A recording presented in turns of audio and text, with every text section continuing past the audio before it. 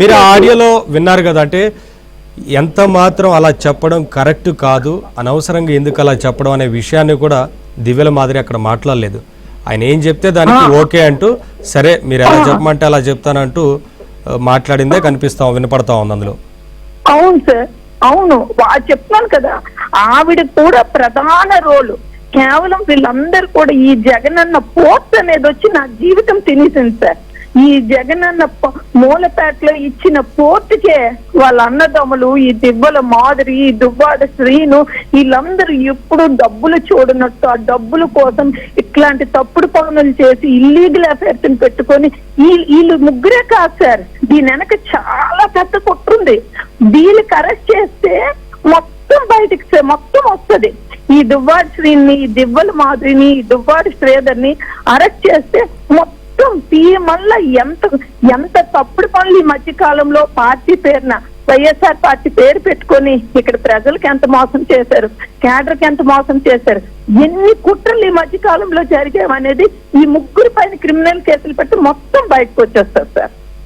Total గా అంత dangerous person. ఈ రోజు మీకు ఆడియో లీక్ అయింది, భగవంతుడు ఎక్కడో నా వైపు ఉన్నారు కాబట్టి నేను ఇప్పటికీ మీకు ఇంకా చెప్పలేకపోతున్నాను క్లియర్ గా. అంత చెత్త వ్యక్తులు, అంత దారుణమైన వ్యక్తులు. ఇమీడియట్ గా ఈ ఆడియోని చూసేనే జగనన్న అతని పార్టీని సస్పెండ్ చేసి ఆ ఎమ్మెల్సీని కూడా టెర్మినేట్ చేయాలనేది మీ ఛానల్ ద్వారా నేను రిక్వెస్ట్ చేస్తున్నాను సార్. మీరు టికెట్ అప్పుడే ఈ అంశానికి సంబంధించి ఒక ఐడియా ఉంది మీ అధిష్టానానికి, అధిష్టానం అంటే అదే మీ అధినేత జగన్మోహన్ రెడ్డికి ఒక ఐడియా ఉంది. ఉన్నప్పటికీ ఎందుకని టికెట్ కు సంబంధించి ఆ రోజు మీకు నిరాకరించడం, ఆయనకి టికెట్ కేటాయించడం, ఇదంతా ఎందుకు జరిగింది? ఆయన ఎట్లా మరి నాకు ఇది జగనన్నకు తెలిసి జరిగిందా, జగనన్న ఇట్లాంటి వ్యక్తులనే కావాలని కోరుకున్నారా నాకైతే తెలీదు. ఎందుకంటే ఇట్లాంటి వ్యక్తులు ఒక వైఎస్ఆర్ పార్టీ ఇంత మంచి మెజార్టీతో రాష్ట్రంలో గెలిచి ఒక ఉన్నత స్థితిలో ఉండే పార్టీ ఇట్లాంటి వ్యక్తుల వల్ల బ్యాడ్ అయిపోతుంది. నేను నా పిల్లలు, నేను ఒక వైఫ్ అంటే నాకు పడక నేను చెప్తాను అనుకోవచ్చు, నా ఇద్దరు పిల్లలు కూడా వెళ్ళి చెప్పి మా పరిస్థితులను కూడా మేము ఆయన దృష్టిలో పెట్టిన తర్వాత కూడా నా చేత దగ్గర ఒక 70-80 లక్షలు, ఒక 1 crore వరకు నేను ఖర్చు పెట్టి ఒక ఆడపిల్లగా నానా కష్టాలు పడి తిరిగి లాస్ట్ 2-3 months లో తీశారనంటే అది ఎంత నేను ఏడ్చానో ఆ భగవంతుడికి నాకే తెలుస్తారు. మరి సీఎం గారికి జగనన్నకి తెలిసే చేశారో తెలియకే చేశారో నాకైతే తెలియదు కదా సార్. నాకు తెలిసి ఇంత చెప్పిన తర్వాత మీరు పెట్టారు కదా ఏం జరిగింది అనే విషయాలు మొత్తం వారి ముందు పెట్టారు కదా ఆ రోజున. పెట్టాను సార్.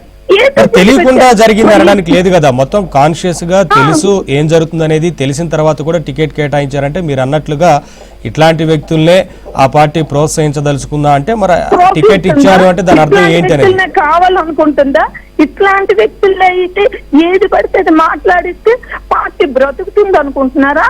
ఏంటి నాకు అర్థం కావడం లేదు సార్. ఎప్పుడు ఇట్లాంటి వ్యక్తుల ద్వారా పార్టీ డ్యామేజ్ అవుతుంది తప్ప పార్టీ బ్రతికే పొజిషన్ అయితే లేదు సార్. ముఖ్యంగా నాలాట ఆడపిల్లకి అట్లాగా అన్యాయం చేయడం అనేది కరెక్ట్ కాదు సార్. ఇన్ని రోజులు నేటి 22-23 days నుండి నేను ఈ షెడ్ లో ఇప్పటికీ కూర్చున్నాను సార్.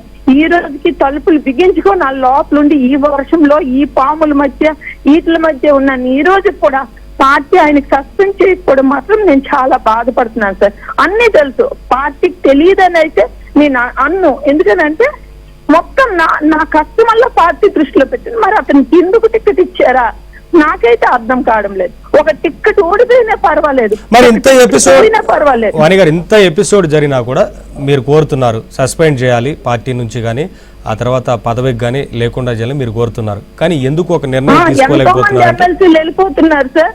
ఆఫ్టర్ ఆల్ ఇలాంటి చెత్త క్యాండిడేట్ ఒక ఎమ్మెల్సీగా పార్టీలో లేకపోతే పార్టీకి మైలేజ్ వస్తుంది కానీ పార్టీకి వచ్చి నష్టం ఏంటి సార్ నాకు అర్థం కాదు.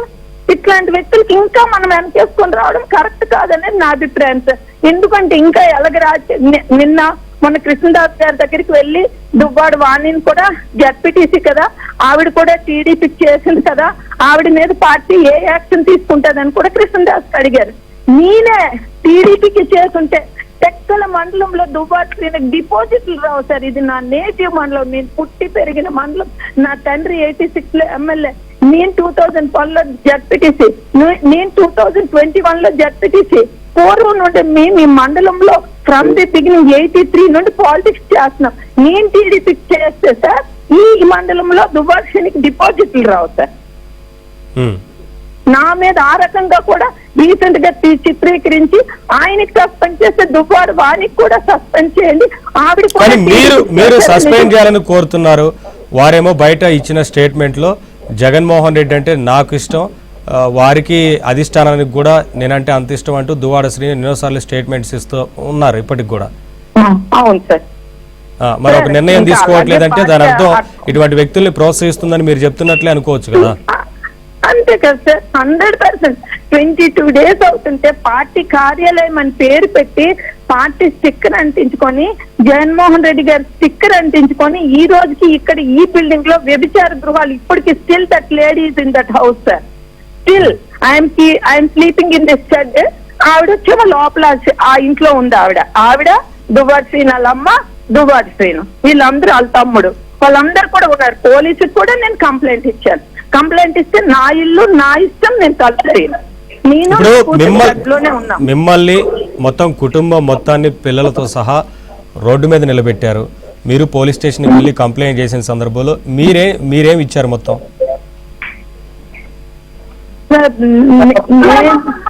నేను ఆ రోజు నా పాప ముందు రోజు నా ఇద్దరు పిల్లలు వచ్చి వాళ్ళ ఫాదర్ తో మాట్లాడతామంటే మధ్యాహ్నం 3 నుండి మీడియా కూడా స్టే చేసింది. మా పిల్లలు అక్కడ ఉన్నారని తెలిసి మీడియా వచ్చింది 5కో 6కో. నెక్స్ట్ డే ఎర్లీ అవర్స్ 3 వరకు రోడ్డు మీద ఉన్నారు సార్ నా పిల్లలు. నేను సెకండ్ డే నా పిల్లలు అలా రోడ్డు మీద ఉండిపోయారు, ఇది స్పందించడం లేదని కోపంతో నేను గేటు ఇది చేసి నేను లోపలికి ఎంటర్ అయ్యాను సార్. దీంట్లోకి నేను ఎంటర్ అయితే మీరు వీడియోస్ చూసుంటారు, పెద్ద రాడ్ పట్టుకొని నన్ను నా పాపకు చంపేయడానికి కూడా వచ్చాడు. మీకు ఆ విజువల్స్ కూడా కనిపించాయి. నేను ఆ కంప్లైంట్ కూడా పోలీస్ స్టేషన్ కి నేను ఇచ్చాను. ఇచ్చినప్పుడు కూడా మామూలు బెయిలబుల్ సెక్షన్స్ పెట్టారు తప్ప ఈ రోజు వరకు ఆయన మీద ఎట్లాంటి యాక్షన్స్ లేవు సార్. ఈ రోజు వరకు ఏ రకమైన యాక్షన్స్ లేవు. ఆయన హ్యాపీగా ఆ ఇంట్లో ఉన్నా, మీ షెడ్ లో ఈ ఎండలో ఈ మాల్లో నేను ఇక్కడ ఇబ్బంది పడుతూనే ఉన్నా. ఎట్లాంటి యాక్షన్ ఆయన మీద లేదు. బెయిలబుల్ 41 నోటీస్ ఇచ్చారో లేదో కూడా నాకు తెలీదు. మాకైతే 41 నోటీసులు ఇచ్చి మాకేదో బెయిల్ ఇచ్చామని చెప్పారు. ఆయన పట్లనైతే ఆయన ఎమ్మెల్సీ, ఆయనకి పర్మిషన్స్ రావాలి. ఆ పర్మిషన్స్ వచ్చాక మేము ఏదైనా యాక్షన్ తీసుకోగలమని అన్నారు. ఈ రోజు వరకు తీసుకున్నారో లేదో కూడా నాకు తెలియదు సార్. ఇప్పటికైనా ఆలస్యంగా ఈ ఆడియో వెలుగులోకి వచ్చింది, ఆలస్యంగానైనా ఈ ఆడియో వెలుగులోకి వచ్చింది కాబట్టి ఆ రోజున అక్కడ ఏం జరిగింది అనే విషయం నిజాలు అనేది బయటకు వచ్చాయి. లేదంటే మీ మీదే రివర్స్ గా కేసు కానీ ఇవన్నీ ఉండేవేమో. అవును సార్, భగవంతుడు మీరు మీ ఛానల్ ద్వారా ఈ రోజు నాకు ఈ విషయాలు తెలిసినందుకు సార్, ఒక ఆడపిల్లకి మీరు చాలా న్యాయం చేసినట్టు నేను ఫీల్ అవుతున్నాను సార్. మళ్ళీ ఏబిఎన్ అంటే మళ్ళీ అది ఒక టీడీపీ ఛానల్ ఇంకోటి ఏదైనా అంటారని నేను భయపడుతూ ఆలోచించి మాట్లాడుతున్నాను కానీ సార్, యాజ్ ఏ ఒక హ్యూమన్ బీయింగ్ గా, ఒక మహిళగా నేనైతే మీ ఛానల్ కి ఇది బయటికి తీసినందుకు నేను చాలా హ్యాపీగా ఫీల్ అవుతూ చాలా థ్యాంక్ఫుల్ సార్. నాకు మీకు చాలా నేను గ్రేట్ఫుల్ గా